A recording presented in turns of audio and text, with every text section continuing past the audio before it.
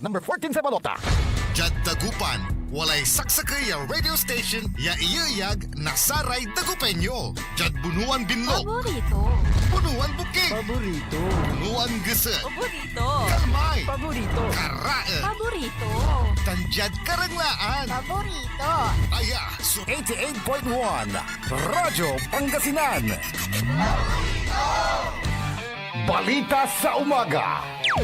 Musika walang sawa. Pangasinan Gulf Waves Network Corporation. Sa Pangasinan, ito ang DWJE 88.1 FM Radyo Pangasinan. Paborito. Kahit saan sulok ng Pangasinan, Paborito. ikaw ang pinag-uusapan. Paborito. Ang radyo na paborito ng bayan. Paborito. DWJE 88.1 FM ang pinapakinggan. Paborito ng kabataan at matatanda.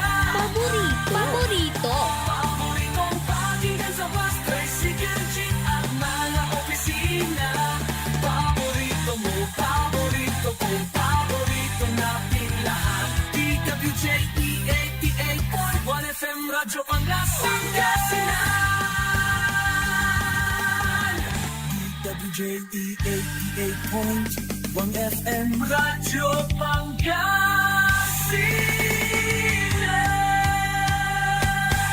Paborito. Ang susunod na programa ay rated GP. GP? Ano yun? Garantisadong pampaborito! Narito na ang mga unang balita sa araw na ito. Radyo Pangasinan Balita. Be informed. Be the first to know. Radyo Pangasinan Balita. Mga balitang naganap at nangyari sa huling 24 oras sa loob at labas ng Pangasinan. Radyo Pangasinan Balita. Dito lamang sa DWJE 88.1 FM. Paborito. At ngayon, narito na ang inyong tagapagbalita, Amor Ligaspi Diga. Good morning! Maabigya kabasan at si kayo namin kapaborito, Agonata na Martes. April 15, 2025. Welcome po muli sa Radyo Pangasinan Balita. At ngayon, sa ulo po ng ating mga balita, sa ating balitang lokal, motor rider na tinakasan ang Oplan Sita, arestado at nahulihan ng iligal na droga. Radyo Pangasinan Balita. Solusyon sa bahat sa Dagupan City. Road elevation lamang. Radyo Pangasinan Balita.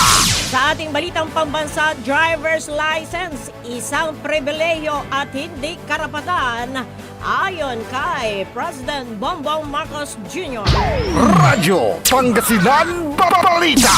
Mga government agencies inalerto ngayong Holy Week. Radyo Pangasinan Balita. Sa ating balitang pandaigdig, simbahan sa England nagsasagawa ng wrestling tournament. Radyo Pangasinan Balita. Sa ating balitang sports, training ng tropang 5G at Gene Kings uumpisan na. Radyo Pangasinan Balita. At sa ating balitang entertainment, Rabia nililinis ang pangalan sa usapin ng Peking Diamonds. Radyo Pangasinan Balita. Bago po ang detalye ng ating mga balita, atin munang alamin ang lagay ng ating panahon sa araw na ito ng Martes sa pamamagitan ni Ma'am Helen Labadja ng Pag-asa Dagupan City. Ma'am Helen, good morning! Good morning po sa ating lahat. Dalawang weather system ang nakakapekto sa ating bansa. Ito po ang frontal system at easterly. Yung frontal system nakakapekto sa extreme northern Luzon, samantalang easterly sa nakakapekto sa nalaling bahagi ng ating bansa. So yung Batanes, Cagayan at Apayao ay maulap na kalangitan, makataranas sa maulap na kalangitan na may pag-ulan. Ito po dulot ng frontal system. Yun lang po sa Zamboanga, Peninsula, Basilan, Sulu at Tawi-Tawi. Makakaranas sa maulap na kalangitan na may kalat-kalat na pag-ulan. Pag pinatak paggulong, ito po dahil sa easterly. Samantalang Metro Manila, ang lalabing bahagi ng ating bansa, ay bahagyang ulat naman sa maulat na karanitan na may bahagyang pag-ulan at pagpinat pagpulong. Ito po dahil sa history po. Walang low pressure area o bagyo na binabantayan sa loob o labas ng PAR. Wala din nakataas na gale warning kaya ligtas pumalaw o malilit na sasakyang pandagat. Mula dito sa Pag-asa Dagupan, magandang umaga po. Maraming salamat, Ma'am Helen Labadja ng Pag-asa Dagupan City. Radyo Pangasinan Balita.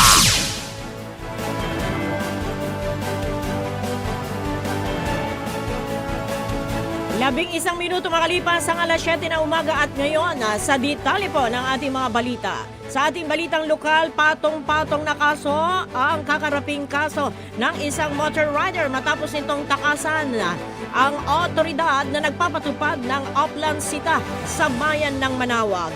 Ayon sa pulisya, habang ang ilang personnel ng Manawag Police ang nagpapatupad ng Upland Sita sa barangay Inamutan nang takasan sila ng isang motor rider na imbis na tumigil ang motor rider nang i-flag down ito ay lalo pang pinaharorot ang minamanehong motorsiklo kung kaya't hinabol ito hanggang sa aksidenteng matumba ang motorsiklo. Nakita ng otoridad ang dala nitong blue pouch at nang pinabuksan sa kanya ang pouch ay tumambad ang 2 piraso ng heat seal transparent plastic sachet na may laman na suspected shabu. Ganoon din ang transparent plastic sachet, gunting, mga sticks, safety pin, rolled aluminum foil at 2 piraso ng bala ng caliber 22. Ang suspect ay isang 39 anyos residente ng Dagupan City. Ang mga nakumpiskang ebidensya o item at ang suspect ay dinala sa police station para sa kaukulang disposition. Kasong paglabag sa Section 11 Article 2 ng Republic Act 9165 o Dangerous Drug Act at Republic Act 10591 o kay Comprehensive Law on Firearms and Ammunitions ang kakarapin ng suspect. Radyo Pangasinan Balita. Samantala, nabitag sa inilatag na anti-illegal drug bypass operation ang isang binata sa bayan ng Bayambang. Ayon sa Bayambang Police, nakabili sila sa suspect na 33 anyos, nakabilang sa SLI o kay street level individuals ng isang sachet na may laman na suspected shabu gamit ang bypass money na 500 peso bill. 2 pang heat seal transparent plastic sachet ang nakuha sa posisyon ng suspect na ito ay may laman din na hinihinalang shabu na ito ay tinatayang may timbang na 4 na gramo na nagkakalaga ng 27,000 pesos at isang keypad cellphone. Ang suspect at ang mga nakumpiskang items ay dinala sa police station para sa kaukulang disposition. Kasong paglabag sa Republic Act 9165 o Dangerous Drug Act ang kakarapin ng suspect. Radyo Pangasinan Balita. Samantala, ating tanggapin ang pag-uulat ni Kapaborito Ding Aquino. Yes, Kuya Ding, good morning. Yes, good morning. Umapila ang Comelec Malardaan sa mga barangay officials na tumulong sa pagpapatuan ng election rules. Ang panawagan ay ginawa ni Comelec Malardaan Election Officer 4 Gloria Cadiente sa ganap na pagpupulong kahapon ng mga liga ng mga barangay. Partikular na binanggit ng Comelec Officer ay ang pagbabawal sa paglalagay ng campaign materials sa mga puno at ilan pang ipinagbabawal na lugar. Binigyan din ni Cadiente na ang mga kandidato ay dapat sumunod sa regulasyon ukol sa tamang pagkabit ng anumang campaign paraphernalia.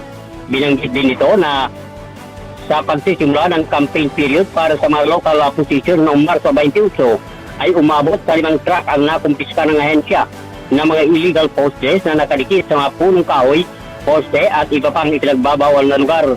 Piniling din ng Comelec official sa mga barangay officials na paalalahanan ang mga kandidato ng kanilang obligasyon sa batas at huwag nang hintayin pa ang Comelec na magbakit ng mga ito. Samantala dahil araw ng Martes ngayon, araw ng price adjustment sa mga produktong petrolyo, magpapasuhan ng big time oil price rollback ngayong araw ang mga kumpanya ng langis. Ang gasolina ay may tapyas presyo na 3 piso at 60 sentimos bawat litro, 2 piso at 90 sentimos sa diesel o crudo at 3 piso at 30 sentimos mo naman sa kerosene. Sinabi ng Department of Energy na ang malaking bawas presyo ay dulot ng lumalalang trade tension sa pagitan ng US at China kaugnay sa napakataas na taripa na pinataw ng US sa produkto ng China na kumanti naman ang China sa mga youth products na pumapasok sa bansa. Ayon ka rin sa Department of Energy, ang hindi pagkakaunawaan sa pagitan ng mga global superpowers ay pinangangambang magiging dahilan ng recession at magpapababa ng demand sa produktong petrolyo. Ayon naman sa presidente ng isang oil company, ng pagbaba ng presyo ng produktong petrolyo ay dahil din sa plano ng OPEC o Organization of Petroleum Exporting Countries na magdagdag ng produksyon.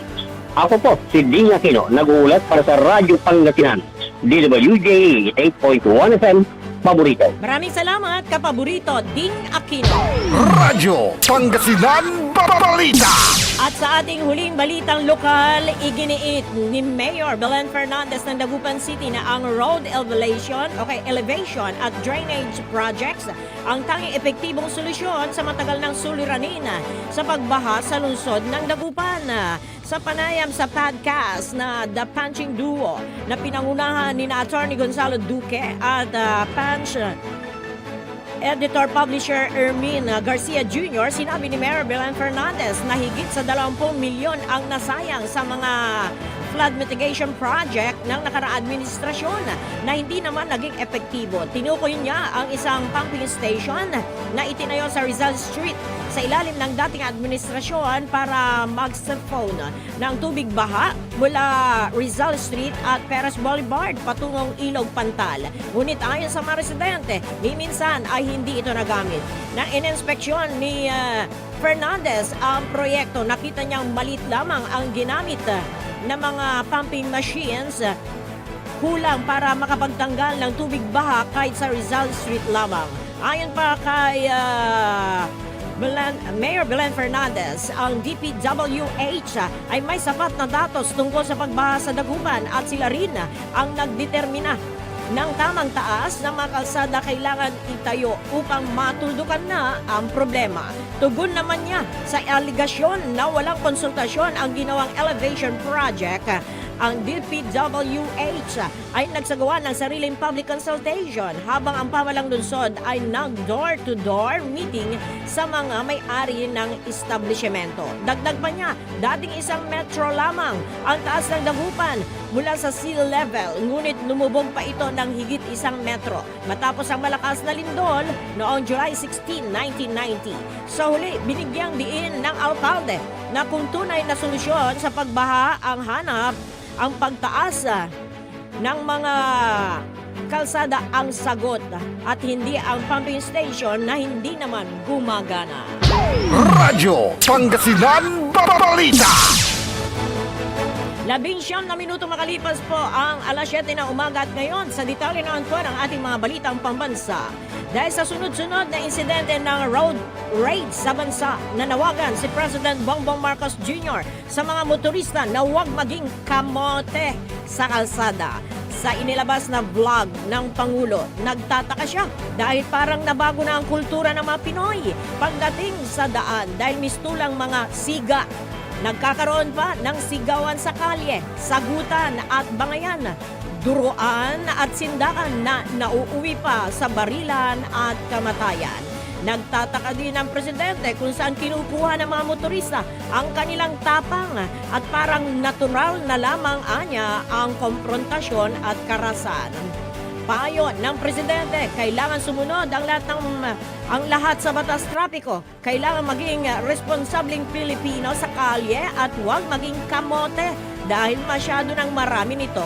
Nilinaw pa ng Pangulo na ang lisensya sa pagmamaneho ay isang pribilehiyo at hindi ito karapatan. Maliban sa dunong sa pagmamaneho ay kailangan ayusin ang pag-uugali at habaan ang pasensya. Payo pa ng presidente sa mga tao sa paligid, umawat sa halip na mag-video at ituring na mayroong tungkulin na panatilihin ang kapayapaan sa paligid natin. Kailangan din anyang mag-ingat sa pananalita, magtimpi at pili ng kapayapaan dahil ang lahat ay napag-uusapan ng maayos at malumanay bagamat nauunawa naman niya na nakakainit ng ulo ang mga traffic at kuminsan ay napapasabay sa daan sa mga hindi sumusunod sa batas. Radyo Pangasinan Balita. Samantala, dapat maigpit na ipatupad ang 60 km per hour speed limit sa mga paunahing kalsada para sa kaligtasan ng publiko. Ito naman ang iginiit ni Senate Majority Leader Francis Tolentino matapos ang nangyaring banggaan sa Commonwealth Avenue, Quezon City kung saan 2 namatay at 16 ang nasugatan. Sa termino ni Tolentino bilang chairman ng Metro Manila Development Authority, unang ipinatupad ang 60 km per hour rule sa Commonwealth Avenue noong 2011. Mula noon ay pinalawig na ito ng MMDA para sakupin ang ibang malalaking kalsada sa Metro Manila. Sa inisyal na ulat ng pulisya at CCTV footage, lumalabas na mabilis ang takbo ng sangkot na passenger jeepney bago ito nawalan ng kontrol at bumangga sa 2 pang sasakyan. Bilang MMDA Chairman at Senador Advokasya ni Tolentino ang pagsusulong ng mga modernong solusyon sa trapiko. Inilunsad kamakailan ang kanyang smart traffic light signaling system sa Kalibo, Aklan. Pinangunahan din niya ang naturang programa sa Dumaguete, Naga at sa iba pang lugar. Radyo Pangasinan Balita. Inatasan naman ni President Bongbong Marcos Jr. ang mga ahensya ng gobyerno na tiyakin na ligtas at maayos ang pagbiyahe ng mga Filipino at mga dayuhan ngayong panahon ng Semana Santa. Ayon kay Palace Press Officer Undersecretary Attorney Claire Castro, particular na inaasahan ng Pangulo na tutugunan ang mga posibleng issue na maaaring sumulpot ayon kay Transportation Secretary Vince Dizon tulad ng mga pasilidad sa transportasyon at overloading ng mga pasaheros. Bukod anya dito ay dapat ding bigyan ng proteksyon ang mga naiiwan sa bahay na hindi magbabiyahe at magbabakasyon. Iginit pa ni Castro na inatasan na rin ni President Bongbong Marcos Jr. ang Bureau of Immigration na maghanda sa pagdagsa ng mga pasahero sa mga paliparan. Nauna nang sinabi ni Dizon na tinatayang 150,000 na pasahero ang inasang magtutungo sa Ninoy Aquino International Airport lamang habang papalapit ang Semana Santa. Tiniyak naman ng BI na sapat ang kanilang mga tauhan para sa pagdagsa ng mga pasahero sa mga paliparan sa buong bansa. Radyo Pangasinan Balita. Pinayuhan ni Pangulong Ferdinand Bongbong Marcos Jr. ang mga Pilipino na huwag samahan at tularan ang mga bastos na dayuhang vloggers sa ating bansa. Sinabi ng Pangulo na kagalit-galit ang pinaggagawa ng isang foreign vlogger sa ating mga kababayan kahit na ito ay isang biro lang ay nakakakulo ng dugo kapag pinapanood. Tiniyak naman ng Pangulo na hindi hahayaang ipagpatuloy ang mga gumagawa ng katulad nito. Nauna nang ipresenta ni Interior Secretary John Vic Rimulya ang Russian vlogger matapos itong maaresto at ihayag na dito muna ikukulong sa bansa at hindi ide-deport. Iginit pa ni President Marcos na likas na mababait ang mga Pilipino, magalang, mapagpakumbaba at napakahaba ng pasensya. Kaya nakakalungkot na makitang naaabuso ang ganitong katangian. Radyo Pangasinan Balita. 24 na minuto makalipas ang alas 7 ng umaga.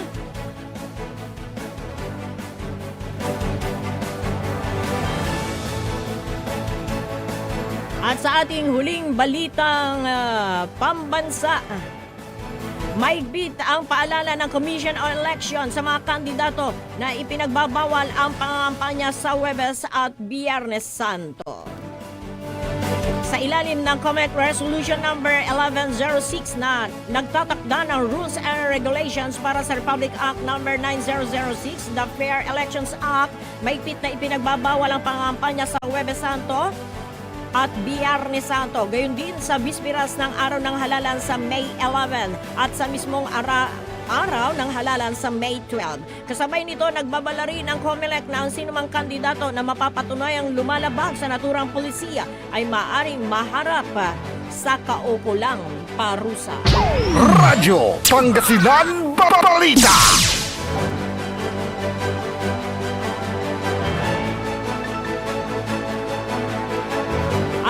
sa detalye naman po ng ating balitang pandaigdig.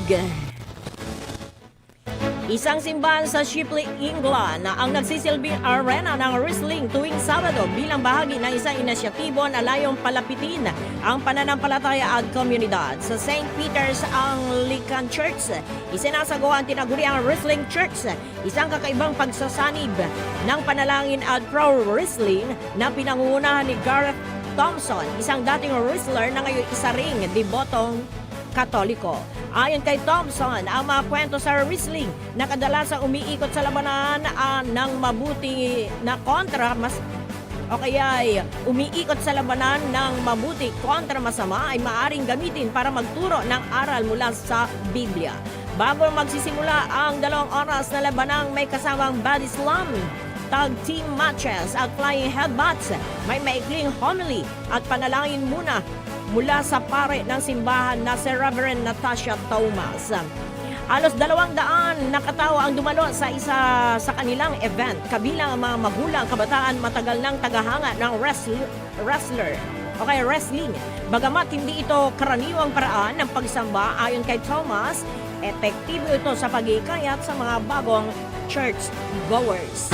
Radyo Pangasinan Balita.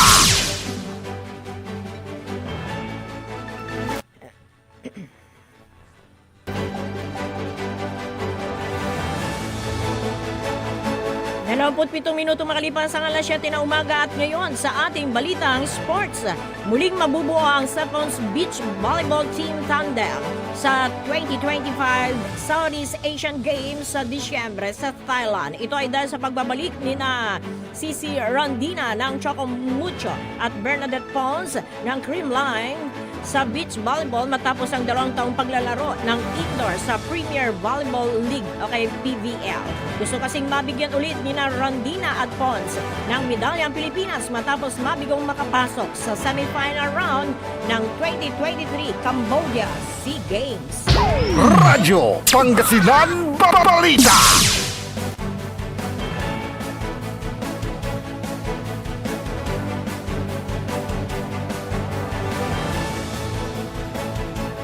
At sa karagdagan pa po ng ating balitang sports, kapabubuksan ng TNT Tropang 5G at Barangay Ginebra ang kanilang mga kampanya sa Season 49 PBA Philippine Cup sa Abril 23. Makakatapat ng Tropang 5G sa kanilang hangad na PBA Grand Slam ang sister team na NLEX Road Warriors sa alas 5 ng hapon. Habang lalabanan ng Gin Kings ang Terra Firma Jeep sa alas 7:30 ng gabi sa Smart Araneta Coliseum. Nagmula ang TNT sa pag-aari sa nakaraang PBA Commissioner's Cup kung saan tinalo nila ang Ginebra sa Best of 7 Championship Series. Nauna nang pinadapa ng Tropang 5G ang Gin Kings sa nakaraang PBA Commissioner's Cup Finals. Radyo Pangasinan Balita. At ngayon sa ating balitang entertainment, naungkat ang issue ni Ivana Alawi tungkol sa pagkalas niya sa LVNA by Drake Dustin Jewelry Store. Dahil sa halos ganong statement mula naman sa legal counsel ni Rabia Mateo. Nilinaw ng Gecko Law Offices na siyang legal counsel ni Rabia na endorser daw noon si Rabia at investor pa rin pala nito sa naturang jewelry products. Nilinaw ng naturang opisina na siyang legal counsel ni Rabia. Nagbahagi ng statement ng legal counsel ni Rabia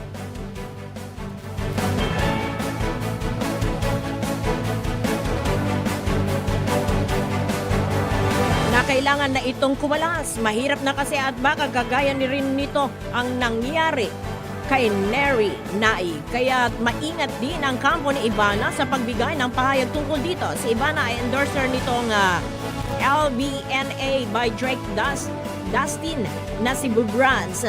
Hindi pa rin nagbibigay ng pahayag si Ivana tungkol dito dahil ang legal counsel niyang si Attorney George Alonzo ang nag-aasikaso nito. Mas mabuting tahimik na lang daw muna siya dahil mukhang nakipag-cooperate naman daw itong si Drake Dustin na nag-rescind ang kanilang agreement. Sumainyo mga balita dito po sa ating lalawigan ng Pangasinan, mga balita sa ating bansa, sports at entertainment. Sa ngalan po ng ating mga nakasama, si Kapaborito Ding Aquino at sa ating technical side, si Engineer Richard Ulanday. Ako po si Amorly Gaspidiga. Maraming salamat and magandang morning! Radyo Pangasinan Balita. Sikaratan susaray manunaan na balita. Etsayan kabuasan. Radyo Pangasinan Balita. Ang puta-putang Iran balita.